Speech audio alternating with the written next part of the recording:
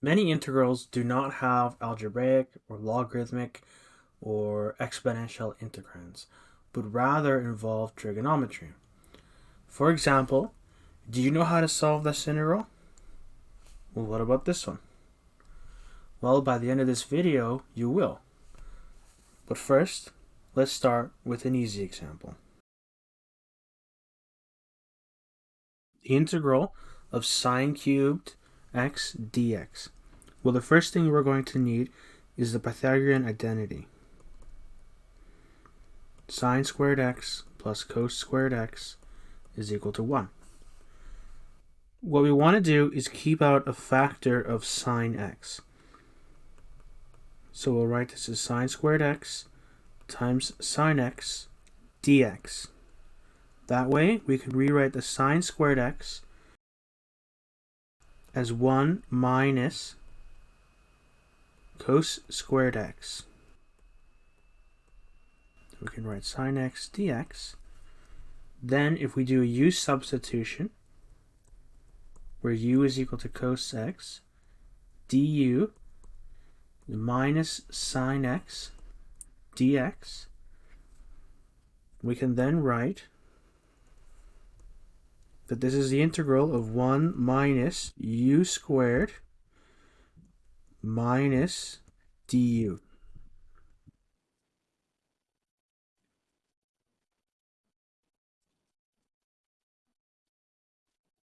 We then integrate this.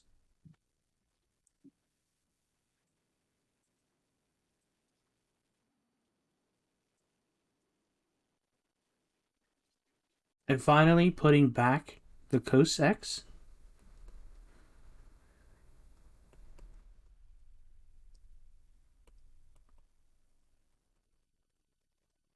And we're done. Let's attempt this definite integral. For this integral, we have an even power of cosine, so we can't factor out a cos to use for u substitution. Instead, we're going to use a half angle identity. So we can rewrite this integral by pulling out the half. It would be 1 plus cosine 2x, and then there's dx there. If we then integrate x plus 1/2 sine 2x plus a constant evaluated from 0 to pi. So this is equal to 1/2 pi plus 1/2 sine 2 pi plus a constant minus 0 plus 1/2 sine 2 times 0 plus a constant. Now the constants cancel. Sine 2 pi is 0. Sine of 0 is 0. And we are left with 1/2 pi.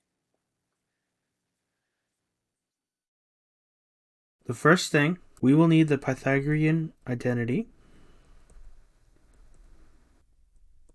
Sine squared x plus cos squared x is equal to 1. And what we will do is keep a factor of cos. So we'll have cos squared x, cos x. But we will rewrite the cos in terms of sine. So 1 minus sine squared x, cos x. That way we can do a u substitution of u is equal to sine x. Then du is equal to cos x dx.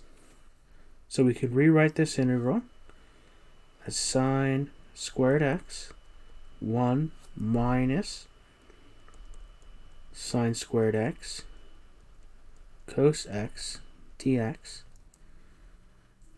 making the u substitution. we get u squared 1 minus u squared du, or u squared minus u to the 4 du. We then integrate u to the 3 over 3 minus u to the 5 over 5 plus a constant. Subbing back in the sine, we end up with sine to the power of 3x over 3 minus sine to the power of 5x over 3 plus a constant. Let's try this example. Here we will not want to keep out a factor of cos x or sine x if it were, say, sine to the power of 4x. Instead, what we want to use is a half angle identity. So in this case, the integrand is cos to the power of 4. So we will want cosine squared x is equal to 1/2 1 plus cos 2x. And we can rewrite this as cos squared x to the power of 2 dx. That way, we can write this as 1/2 1 plus cos 2x squared dx. Now, it's a half to the power of 2, so it's going to be a quarter. And pulling that out of the integral,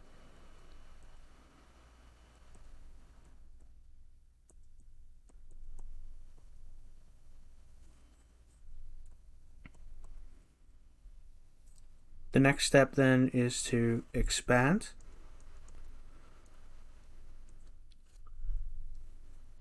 To give us 1 plus 2 cos 2x plus cos 2x squared dx. Now again, we have a cos squared 2x. So we can apply the half angle identity again.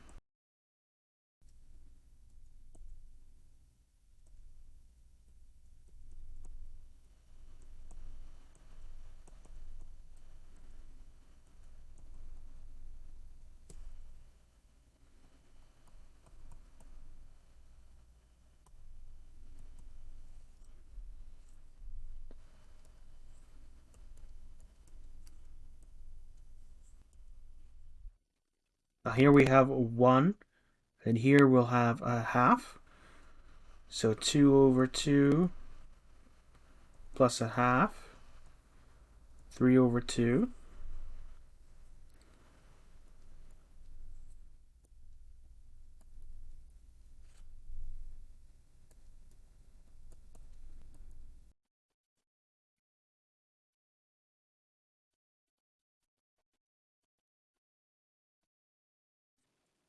And now we integrate.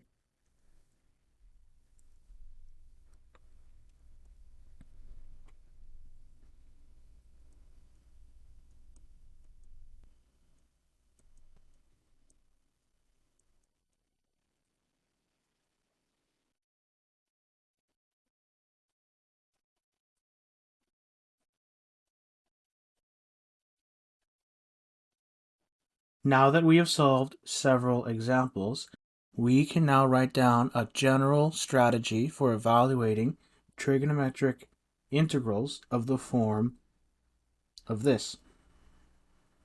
So first, if the power of sine x is odd, then we will leave a factor of sine x, and we can rewrite this as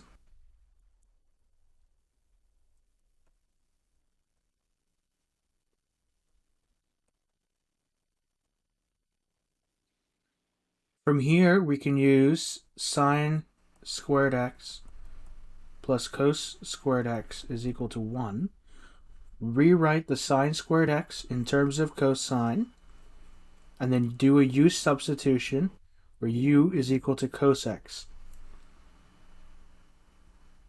If the power of cos x is odd, then again we can rewrite this as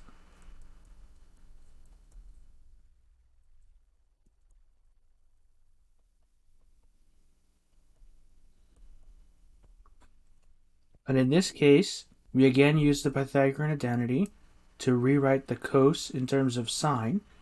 We would then do a u substitution where u is equal to sine x, and du is equal to cos x dx, right? That's why we keep the factor out. Or if the powers of sine and cosine are both even, then we use the half angle identities. So for our previous examples, we used the identity sine squared x plus cos squared x is equal to 1. Now this isn't directly applicable to this problem. However, if we were to divide these three terms by cos squared x,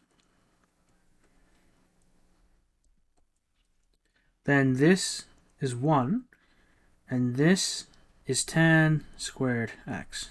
So we can rewrite this as 1 plus tan squared x is equal to 1 over cos squared x is secant squared x. So what we would like to do is rewrite secant x into tan x. The next thing to recognize is that the derivative with respect to x of tan x is equal to secant squared x.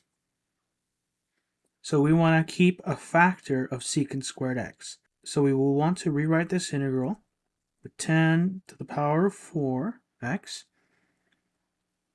secant squared x times secant squared x dx. Then we rewrite this secant squared x in terms of tan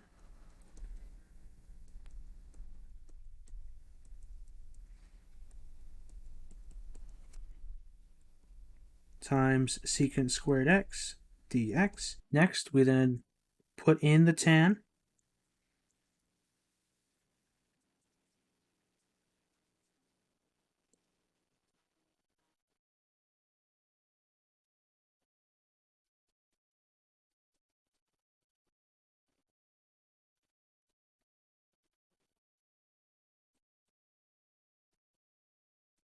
Next, we will do a u substitution, where u is equal to tan x, du is equal to secant squared x dx.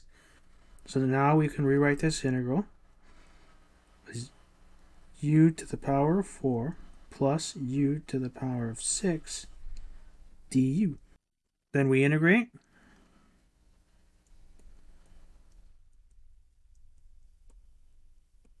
And then we put back the substitution.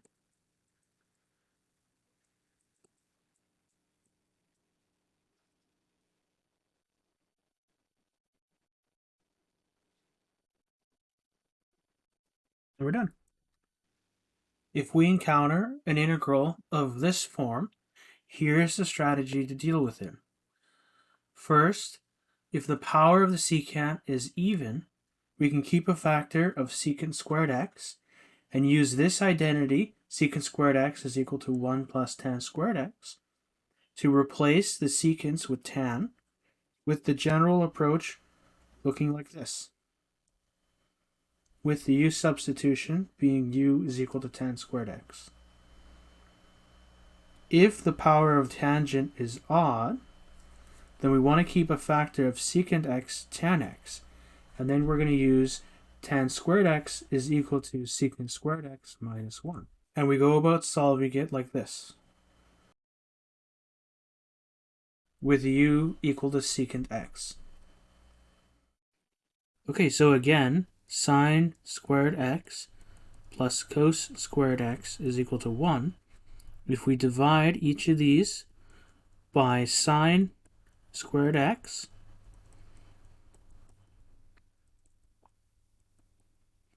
This is a 1.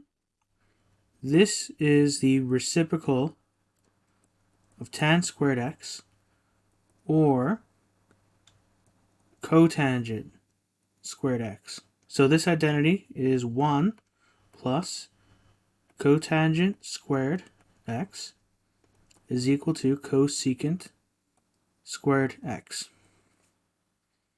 So this will allow us to rewrite a cotangent squared x in terms of cosecant squared x, or a cosecant squared x in terms of a cotangent squared x. The next thing to do is to observe that the derivative with respect to x of cosecant x is equal to minus cosecant x cotangent x. So if we can pull out a factor of cosecant x cotangent x, then we can do a u substitution of cosecant x. So let's do that. We'll write this as cotangent squared x cosecant x to the power of 3. Then we have cotangent x cosecant x dx. Next we use this to rewrite cotangent squared x in terms of cosecant x. Cosecant squared x minus 1 times cosecant cubed x, cotangent x cosecant x dx. Then we could do u substitution of cosecant x du minus cosecant x cotangent x dx. So now we have u squared minus 1 u cubed minus du. Combining everything, we now have u cubed minus u to the 5 du. Then we integrate u to the 4 over 4 minus u to the 6 over 6 plus the constant. And then we sub back in the cosecant.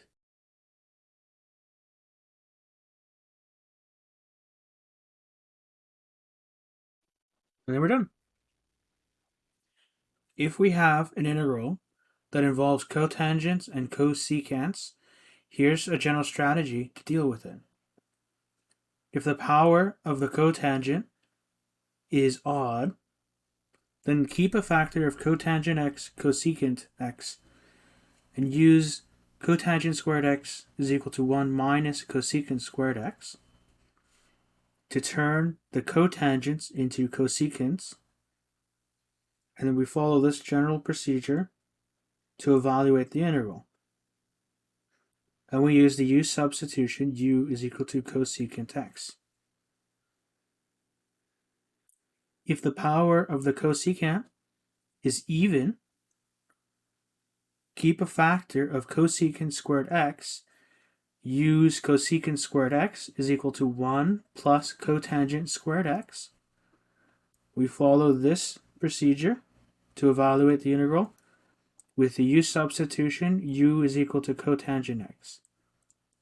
The integral of tan x dx can be rewritten as sine x over cos x dx.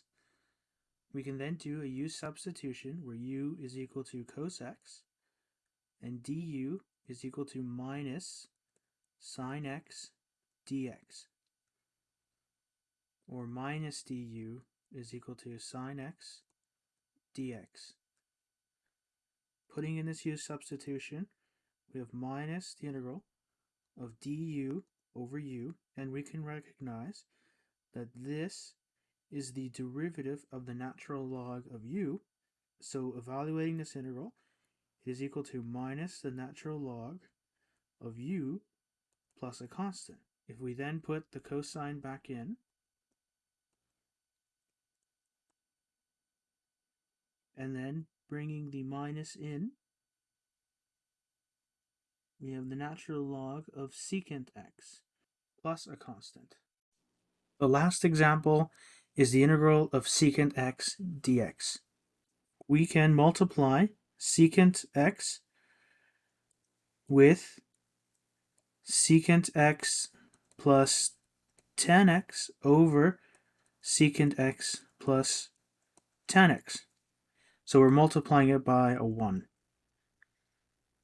If we then distribute the secant x, we get secant squared x plus tan x secant x over secant x plus tan x dx. If we make the u substitution, u is equal to secant x plus tan x. Du then is secant x tan x plus secant squared x. Then this integral can be written as du over u, which we again recognize that this is the derivative of the natural log of u. And subbing it back in.